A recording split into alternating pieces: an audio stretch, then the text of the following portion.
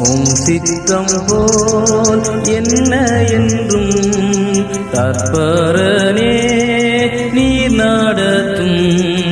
உம் சித்தம் போல் என்ன என்றும் தற்பரன்.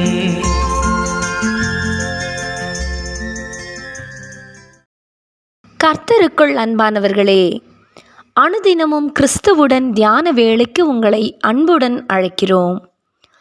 இன்றைய தியானத்திற்கான வேத வாசிப்பு மத்தேயு 26 அதிகாரம் வசனங்கள் 47 முதல் 56 வரை. தியானத்தின் தலைப்பு, தேவ சித்தத்திற்கு தத்தம் செய்.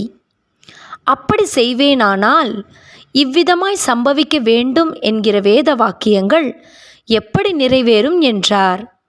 மத்தேயு 26 அதிகாரம் வசனம் 54. உமக்கு சித்தமானால் இந்த காரியத்தை வாய்க்க பண்ணும் என்று நாமும் இன்று உருக்கமாக ஜெபிக்கிறோம். ஆனால் காரியம் கைவிட்டு போவது போல தெரிந்தால் இனி தாமதம் செய்ய முடியாது என்று நமது சித்தத்திற்கும் விருப்பத்திற்கும் முதலிடம் கொடுத்து தேவ சித்தத்தை விட்டு திரும்பி விடுகிறோம். கர்த்தர் ஜெபத்துக்கு பதில் தரவில்லையே என்று ஆண்டவரையே கேள்வி கேட்க துணிகிறோம். அப்படியானால் நாம் ஜெபித்த ஜெபத்தின் நோக்கம் என்ன?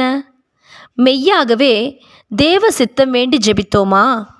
அல்லது பழக்கப்பட்ட ஜெபத்தை செய்துவிட்டு நமது விருப்பத்தை நாடுகிறோமா? ஒரு பெரும் கூட்டத்தோடு கெத்சமனே தோட்டத்திற்கு வந்த யூதாஸ் முன்னேற்பாட்டின்படி இயேசுவுக்கு ஒரு முத்தம் கொடுத்து அவரை காட்டி கொடுத்து விட்டான். அவர்களும் இயேசுவின் மேல் கை போட்டு அவரை பிடித்து விட்டார்கள். அப்பொழுது பேதுரு தன் பட்டயத்தை உருவி பிரதான ஆசாரியனுடைய வேலைக்காரனின் காதர வெட்டினான். யோவான் 18 அதிகாரம் வசனம் 10. பட்டயத்தை உரையிலே போடும்படி சொன்ன இயேசு அந்த நிலையிலும் அந்த வேலைக்காரனை சுகப்படுத்திவிட்டு இவர்களை வெட்டி போட தாம் பிதாவினிடத்தில் வேண்டிக் கொண்டால் ஏராளமான தூதர் படைகளை பிதாவினால் அனுப்ப முடியும். ஆனால் அப்படி செய்தால் இவ்விதமாய் சம்பவிக்க வேண்டும் என்கிற வேத வாக்கியங்கள் தேவனுடைய சித்தம் எப்படி நிறைவேறும் என்று கேட்டார். இதுதான் தேவ சித்தத்திற்கான முழுமையான அர்ப்பணிப்பு.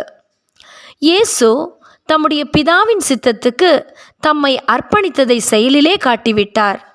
தமக்கு எவ்வித பாடுகள் நேரிடும், சிலுவை மரணம் எப்படிப்பட்டது, உலகத்தின் பாவம் தம் மீது சுமத்தப்படவிருக்கும் மகா துயரம், பிதாவின் முகம் மறைக்கப்பட போகின்ற வேதனை, இப்படியாக தமக்கு நேரிட போகின்ற யாவையும் இயேசு அறிந்திருந்தும் பிதாவின் சித்தத்திற்காக தமது சித்தத்தை அர்ப்பணித்தாரே, இதுவே அர்ப்பணிப்பின் மகத்துவம்.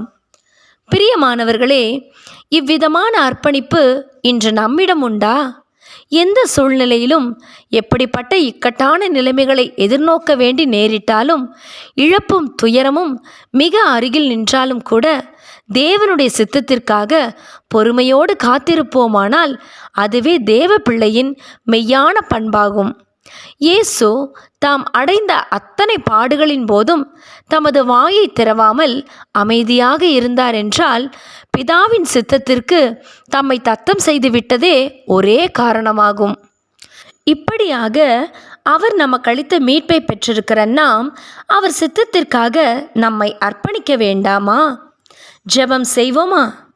அன்பின் பிதாவே, உமது சித்தத்தை முன்வைத்து இயேசுவானவர் தமது விருப்பத்தை விட்டுவிட்டாரோ, அப்படியே நானும் எனது சுயத்தை சாகடித்து உமது சித்தத்துக்கு என்னை தத்தம் செய்கிறேன். ஆமேன்.